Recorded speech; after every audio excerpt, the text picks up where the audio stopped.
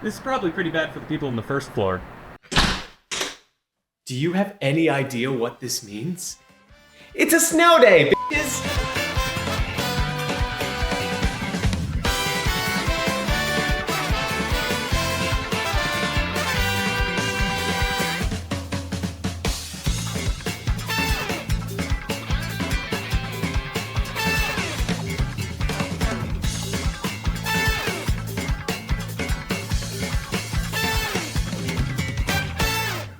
I am officially sick of this snow. I've done nothing but play video games and eat cereal for the past 126 hours. And while that's nothing new, I think I'm starting to feel the effects.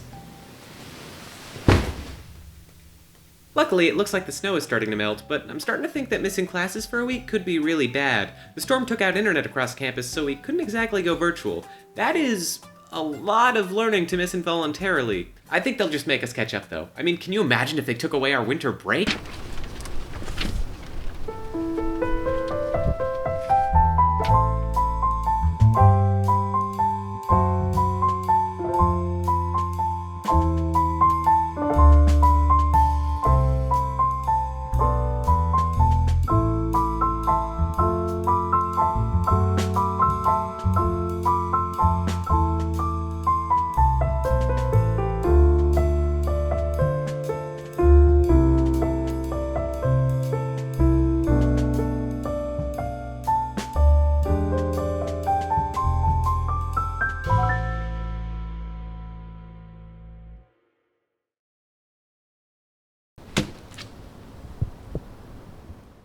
We have to save Christmas!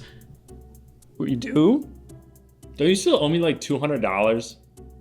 It needs saving? Yes, yes, yes. Look around. This is the most depressed I've ever seen this place, and it's an American college campus. No one's got their Christmas spirit. Some people don't celebrate Christmas. No one who normally has their Christmas spirit has their Christmas spirit. I have been feeling pretty awful lately. Are you sure it's not that? It's probably the Christmas thing. Listen, guys, we've got to think of a solution to this, quick. If finals week replaces Christmas, I don't know how any of us could go on. Do you have any ideas? You could try to convince the university.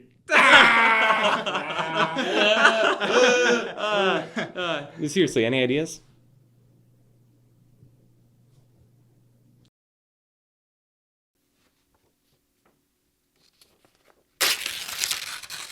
This is a final exam. It sucks. You learn for a whole semester, sometimes a whole year, and you've got to risk it all on one final test. If you mess it up, just do it all over again and hope you learned better. If you can't tell, I don't like these, mostly because I'm not great at them. I've been here for a while now, and I've not done nearly as well on my finals as I would have hoped. They're always a source of endless stress for everyone involved, usually including the professors. A bad average final grade in a course usually reflects poorly on the professor rather than the students.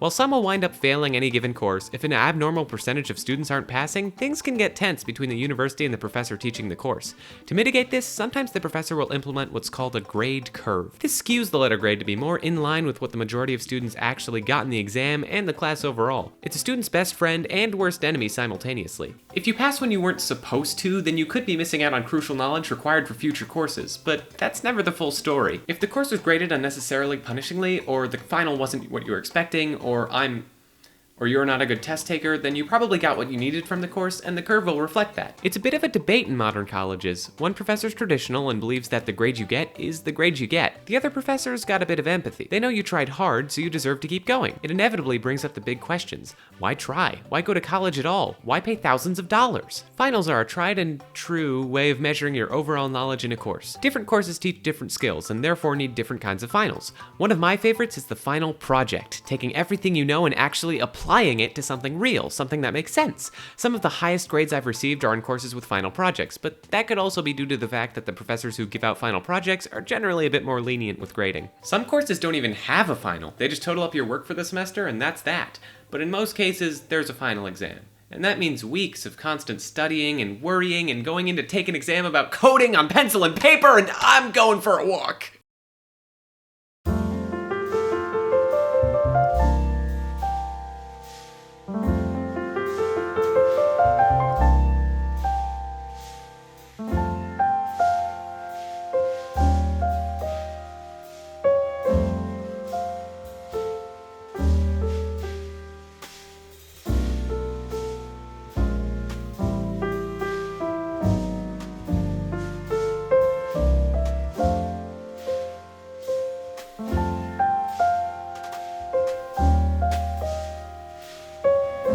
take dining dollars? I'm a hypocrite and still have a bunch.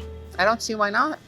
Joan Van Pelt, unlicensed psychologist. What seems to be the problem? I don't get it. Everyone seems so resigned to just let finals take over the holiday season. You'd think more people would be up in arms. I mean, they're finals. Don't people want a normal Christmas?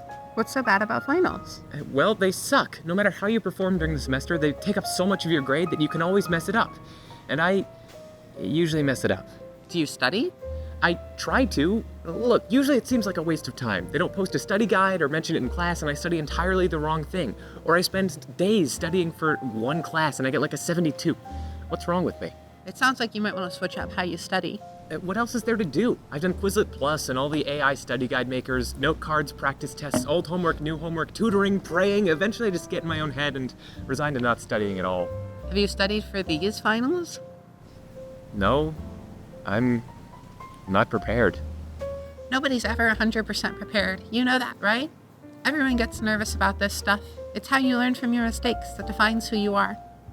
I think you're too focused on hanging on to a normal Christmas, when it could still be a good Christmas, just different. Yeah, you're right. I've got an idea. Thank you.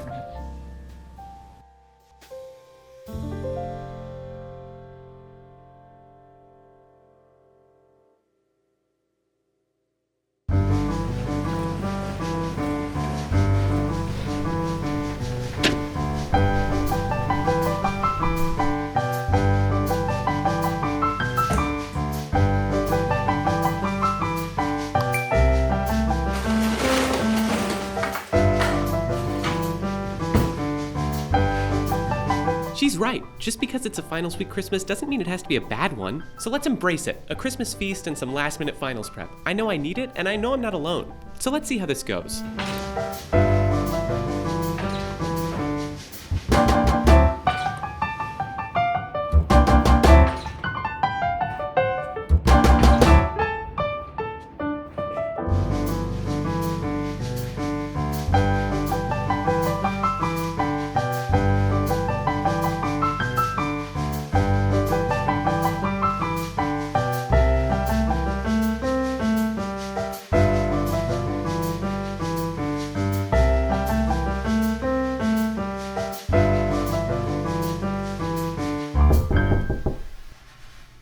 I'll get it.